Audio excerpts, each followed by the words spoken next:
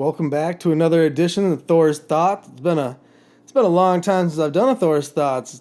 It's going on a few months at least. I don't even remember, to be honest. I think the last Thor's Thoughts I did was about Raw. Actually, it was a wrestling Thor's Thoughts.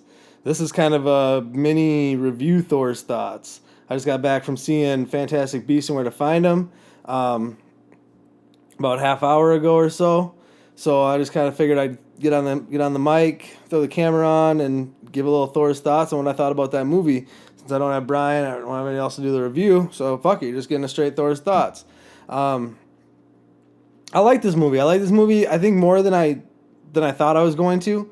I had tempered expectations going into it. My expectations were really high at one point, and then some of the reviews I read and things I heard, and just some people I trusted, I was a little trepidatious going into the movie. I didn't know if it was going to be exactly what I was hoping it was going to be, so my expectations were a little bit lowered from what they were initially after like the trailers and whatnot.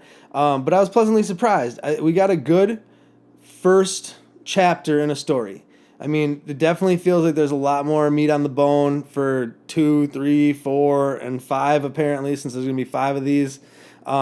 But it was a good opening salvo, as one would say, for the story. I liked Newt Scamander. I didn't love Eddie Redmayne's portrayal of the character, but he did a good job. I'd say my favorite character in the movie was Jacob Kowalski.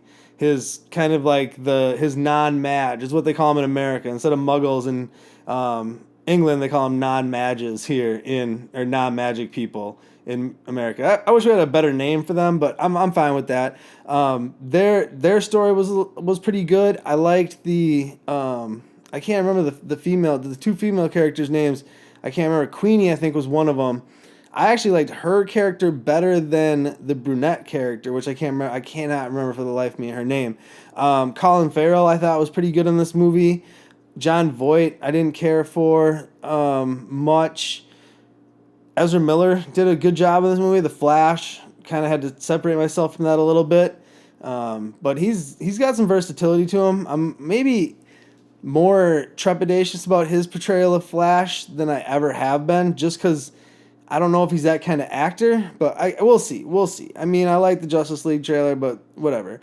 The Beast part was cool. Like, getting to see all the different magical creatures in this story was awesome. That was probably my favorite part, was getting to see like the magical creatures and that aspect.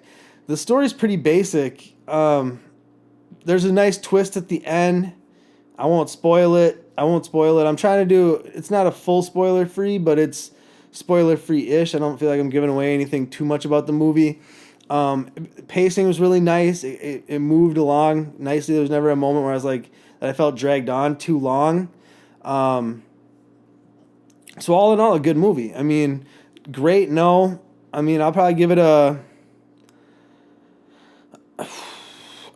solid 3.5 out of 5 wands. Honestly, I mean, there was a lot I loved about this movie, but there was a lot. I wish they would have delved a little bit more into the U.S. magic structure.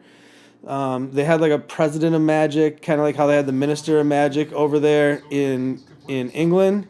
But it was. I wish they would have delved into it a little bit more. They mentioned the school over in the USA, but I can't remember the name of it.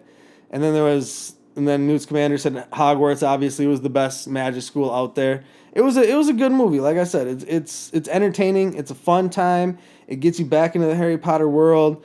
There's a lot of Easter eggs for Harry Potter fans. Like, I wouldn't say too many where they're beating you over the head with it, but there's just some real nice, things spread throughout the movie that are throwbacks to the Harry Potter franchise. So, all in all, like I said, 3.5, maybe even 3.75 out of 5.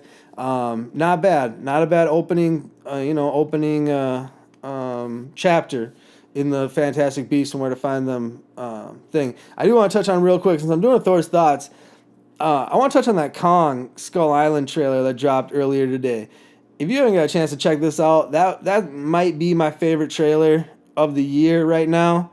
I love John C. Reilly's character in it. I loved I mean, I love everything about that. It doesn't look like we're not going to have that classic love story. I don't think they're bringing them back to New York. It's all going to take place on this island. Um, when John C. Riley's like, "We're gonna all die together. You guys shouldn't have come here," but he's like jokingly saying it, like he's got like a tone where like you wouldn't be afraid, but you know you should be. It was good. It was very well done. Seeing Kong, how huge he was when the helicopters fly up on him and he's just grabbing them and tossing them on the ground. That honestly, I gotta say that's probably my favorite trailer, maybe favorite trailer of the year. That's why I had to throw it in this Thor's thoughts at the end here. But if you haven't got a chance to check it out, go check it out because we already did episode 70 for the week, so I know I wasn't gonna get it in. And by the time we do 71, it'll be a week since the trailer came out, so I wanted to throw it in here. But yeah, Fantastic Beasts: Where to Find Them, good movie. Go check it out. Opens this weekend. And then King Kong, let's go. I'm ready for that. Kong versus Godzilla, we're building towards. So hell yeah. Hell yeah. So with that being said, there's another Thor's Thoughts. I hope you guys enjoyed it. I'll talk to y'all soon. Deuces.